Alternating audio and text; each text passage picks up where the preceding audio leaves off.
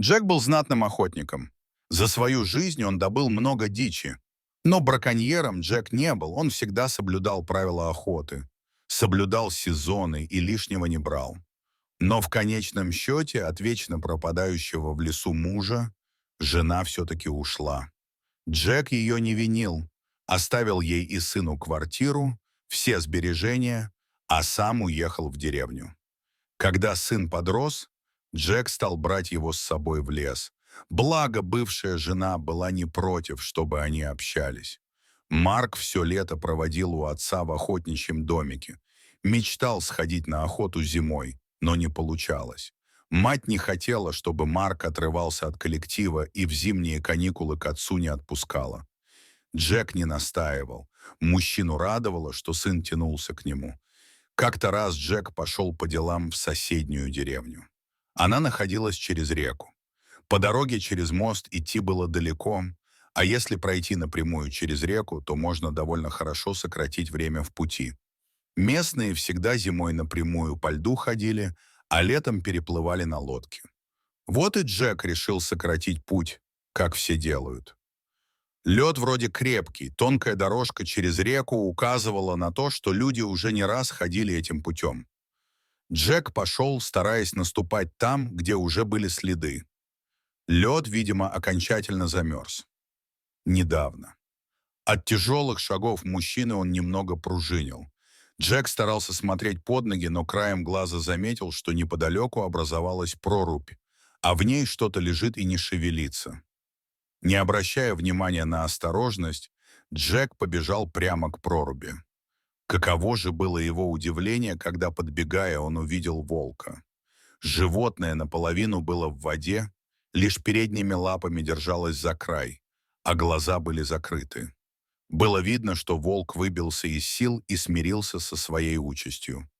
Джек, недолго думая, достал нож и стал разбивать лед, образовавшийся вокруг животного. Льдинки уже хорошо сковывали животное и примерзли к шерсти. Казалось, что волк вообще умер. Он не шевелился и не подавал никаких признаков жизни, даже когда мужчина вытащил его на поверхность. Джеку все-таки удалось нащупать пульс у животного, и, взвалив огромного мокрого зверя себе на плечи, он, забыв о своих делах, помчался домой. Несмотря на худобу, волк весил килограмм 70, а может и больше. Джек чувствовал, как его силы утекают, но медлить было нельзя. Впервые Джек пожалел, что не поселился на краю деревни, до которой было еще 3 километра. И вот, наконец, добравшись, мужчина уложил волка прямо перед печкой. Подкинув дров и накрыв зверя старым тулупом, Джек переоделся, чтобы самому не заболеть. Нужно было как-то реанимировать волка. И тут мужчина вспомнил, как они с дедом лечили собаку. Надо было восстановить кровообращение. Он смочил в горячей воде тряпки и обернул лапы волка. К сожалению, грелки у него не было, и приходилось довольно часто менять полотенце.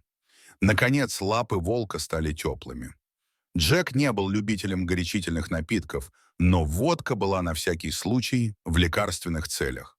Он достал графин, смешал содержимое с черным перцем и солью и, открыв волку пасть, влил несколько столовых ложек. Через какое-то время мышцы животного расслабились, и он обмяк. Вскоре Джек заметил, как от глубокого дыхания равномерно вздымался бок животного. Джек тоже решил поспать, но потом представил, что будет, когда у него дома очнется пьяный волк. Оставив идею со сном, Джек заварил себе крепкий кофе и включил телевизор. Но, видимо, приглушенное бормотание телевизора и пробежка с нагрузкой по зимнему лесу взяли свое. Джек задремал. Проснулся мужчина от грохота.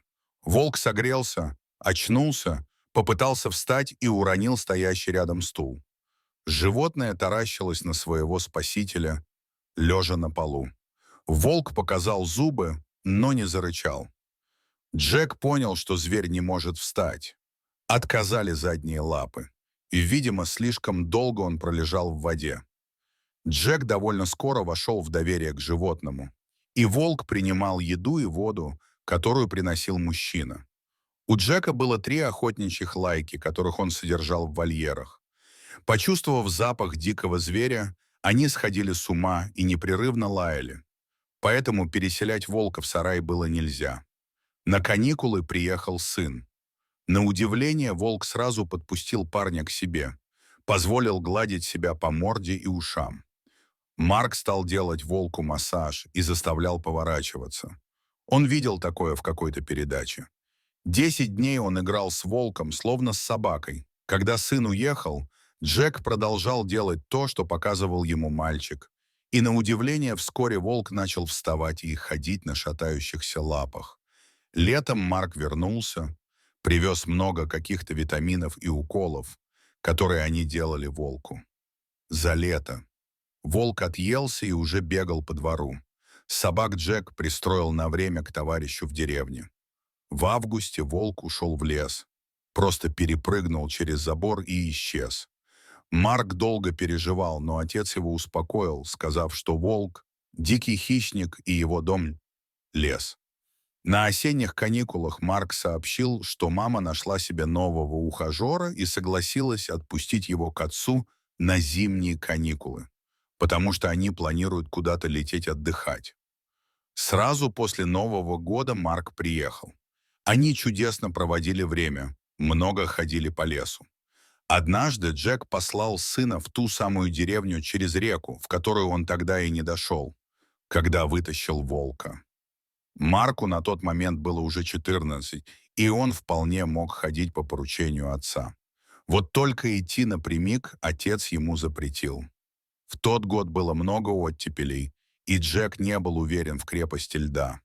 Туда мальчик шел через мост, но вот обратно поленился и все-таки решил проявить самостоятельность и пошел напрямик.